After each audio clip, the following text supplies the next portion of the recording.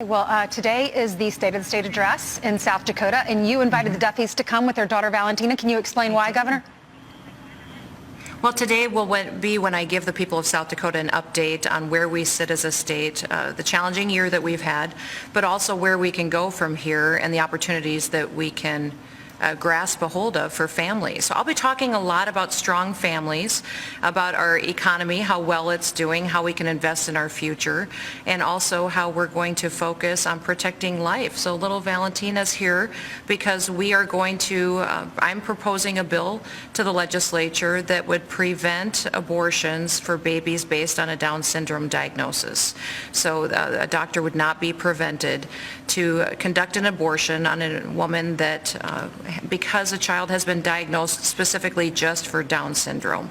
And I think that this is an incredibly important conversation for us to have, that every single life is precious, regardless of what situation the family is facing, and that every life is a blessing. And I think Valentina right here, her little face shows what a blessing that she is to this family. And they're going to be here and talking to the people of South Dakota and our legislators about how important that bill is. Rachel, when you got the invitation, what went through your mind?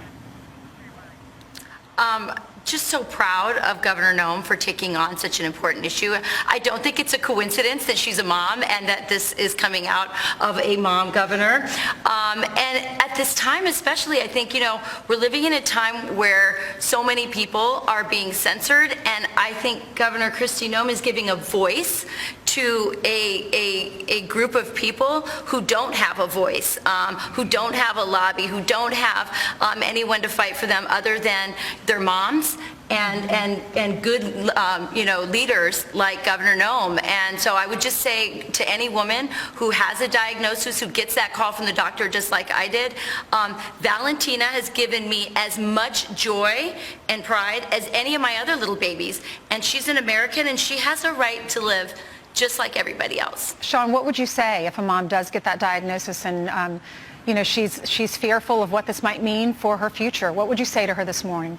Listen, I would tell you it's scary because we were scared. We don't know what it meant or what it means. But from our vantage point, we had a lot of people who are parents of children with Down syndrome, and they said it is going to be the greatest experience you'll ever have. They're the most wonderful children, and that has been our experience. I mean, this little girl is the favorite of our family, and I don't feel bad saying that. I'll say this, Ainsley, that our kids already fight because we know she has challenges and she's going to need help for a long time.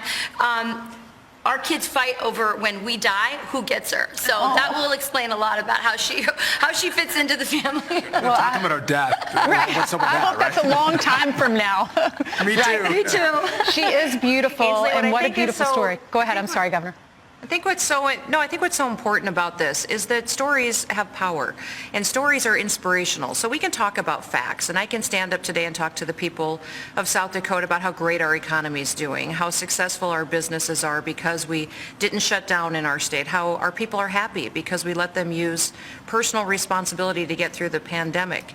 But it's stories like this family that really drive home the point of why we focus on people, that we're in the people business. And it's not just helping them put food on the table and a roof over their heads, but it's about giving every single person the opportunity to live, to go after the American dream, and to be a part of the story of America. And that's really what we're looking for, is to inspire folks to really join together at this time when we see so much division, to really focus on how we can love each other and love every single person. Right. I know that you did things differently when COVID hit our country. As a Republican, you just did not want to shut down your state, and I know you were praised for that by business owners. What's the state now, and how's COVID affecting your state now? Well, we're having a very different conversation today in South Dakota than I think virtually every other state. We have more money that we will be able to invest. We're putting more money into trust funds and reserves than we've had before.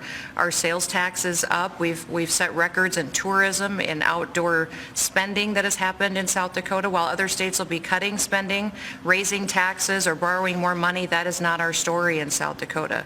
That we are blessed, and it's because people were able to make decisions for themselves, protect their health, and take the virus seriously, but also make sure that they were able to keep their businesses going. And I think it was an opportunity for us to show to the country that South Dakota is special, that our people are wonderful, and that really what we believe as conservatives works. It creates an opportunity for everybody to thrive, and that at the end of the day, we can use this as an opportunity to invest in the future for our kids. Okay, Governor, we wish you the best tonight. Hey. Thanks. Yes, Sean, you need to say something?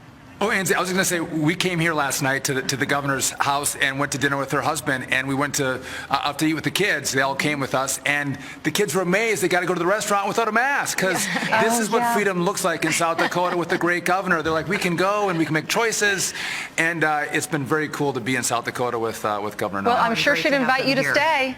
You can move there. Yes, we would. Yes, we would. We love this state. That's great. Well, y'all have 9 children, a family of 11, and they're all beautiful. Thank you for being on with us.